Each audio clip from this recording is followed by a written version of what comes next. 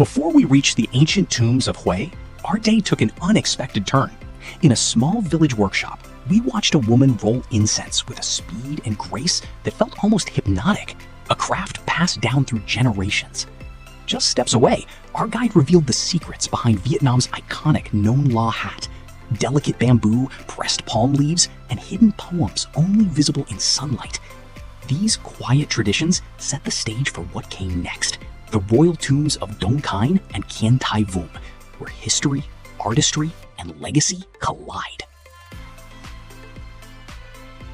The rain didn't let up that afternoon, a steady curtain of water turning the streets of Hui glossy and reflective. But in this city, life doesn't pause for the weather, and neither did we.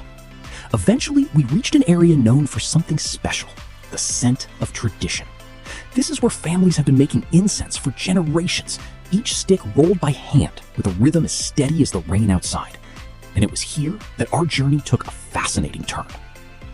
Cold and soaked from the rain, we were welcomed with hot tea before being led into the workshop, where incense sticks were rolled by hand with incredible speed and skill. Inside the workshop, we watched the artisans roll incense with a rhythm that felt almost unreal. Dip, press, twist, done. Each stick perfectly shaped in seconds, like muscle memory passed down through generations. Then it was our turn. What looked effortless suddenly became a comedy of crooked sticks and uneven rolls, but the laughter made it worth it. Moments like this remind you how much skill hides behind the everyday things we take for granted. From incense, on led us to another craft deeply woven into Vietnamese life, the making of the Non La. She lifted one of the hats and peeled it open like a secret, revealing the delicate bamboo frame beneath the layers of pressed palm leaves. We have the wood frame, the wooden frame. So this frame, we have some rack. You see the rack? Mm-hmm. What they did it? Look like this, much bigger, but it's wrinkled. Each piece is shaped, trimmed, and stitched entirely by hand. Some hats even hide poems or images between the layers, only visible when sunlight shines through.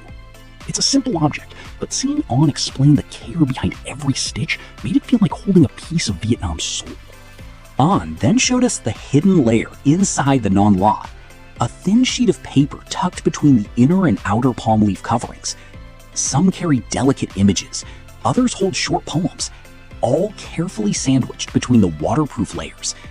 It's a small detail most people never notice, but seeing it up close revealed just how much artistry and meaning is woven into every hat. After this fascinating look into the rhythm of incense rolling and the delicate craft behind the Non La, we stepped back into the rain and continued our journey. The road ahead led us deeper into Hui's history, toward the tombs of Emperor Đồng Khánh and his father, Kiến Thái Vương. The rain eased just enough for us to continue deeper into the complex. Ahead of us, the path opened into a quiet courtyard framed by moss-covered walls and bright porcelain details that seemed to glow against the gray sky. As we walked closer, the main ceremonial hall rose into view, its red pillars, carved panels, and stained glass windows standing out like a beacon in the mist. Even from a distance, you could feel the weight of history here, as if every step toward the hall carried you further into the world of Emperor Đồng Khánh. Stepping inside the hall felt like crossing into another world. The dim light caught the deep red pillars rising around us, each one wrapped in gold paint that shimmered like fire. Everywhere we looked, the walls were covered in ornate carvings and lacquered panels, symbols of wealth and prosperity from a long-gone dynasty. Artifacts filled the room, ancestral tablets, offerings, and ceremonial objects, each one a reminder of the emperor who once commanded this space. The air was still, almost reverent, as if the hall itself was guarding the memory of Đồng Khánh. From above, you can see the entire complex unfold.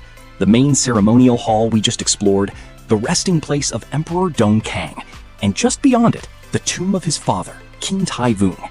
Outside, the rain had only grown heavier as we made our way from the ceremonial hall toward the tomb of Emperor Đồng Khánh. The path ahead was slick and shining, each step careful on the wet, slippery stones. The sound of the rain followed us through the courtyard, guiding us deeper into the heart of the complex. The entrance to the tomb is guarded on both sides by a solemn honor guard of stone, An elephant, a horse, generals, and mandarins represent the emperor's advisors and protectors in the afterlife. Together, they form a ceremonial procession frozen in time, guiding visitors toward the resting place of Emperor Đồng Khánh. Just beyond the courtyard stands the Tam Quan Gate. Passing through its central arch feels like stepping deeper into the emperor's world. Inside the small pavilion ahead rests a tall stone stele, carved with the life and legacy of Emperor Đồng Khánh.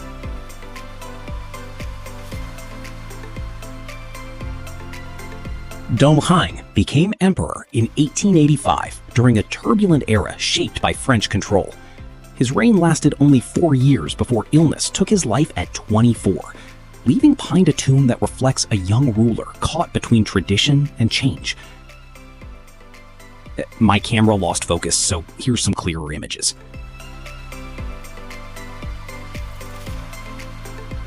The rain drifted in waves around us, rising and fading as we climbed toward the tomb of Kiến Thái Vương.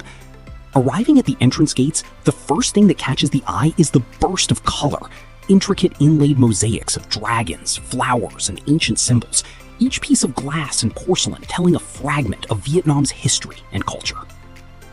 From the outer courtyard, we follow the stone path inward, each gate drawing us deeper into the quiet heart of the complex.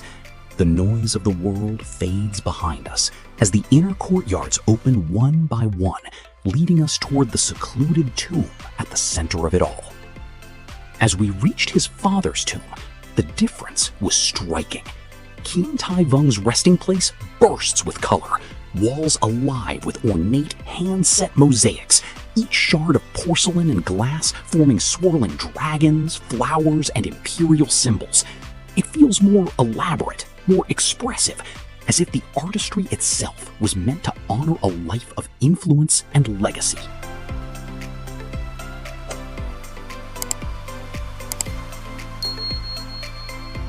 Even where moss crept across the surface, the mosaics refused to fade, their colors still glowing through as if the artistry was determined to outlast time itself.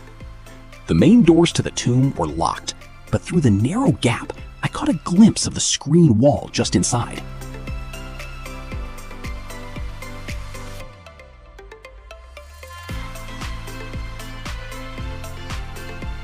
As we were leaving the area, the rain finally eased, softening into a light mist. An gave us a few extra moments, and we turned back toward the main gate. With the courtyard quiet and the colors glistening under the damp light, we could really take in the mosaics. Vivid scenes of history and culture inlaid on all 4 sides, each panel alive with dragons, flowers, and symbols that have watched over this place for generations. Just look at the detail in this fish sculpture. Every single scale is its own hand-cut porcelain piece, shaped individually and set in place one by one. The closer you look, the more the craftsmanship reveals itself. Coming up in our next video, our journey continues inside the Imperial Citadel, the ancient heart of Hui's power, where towering gates, royal halls, and centuries of history wait just beyond the walls.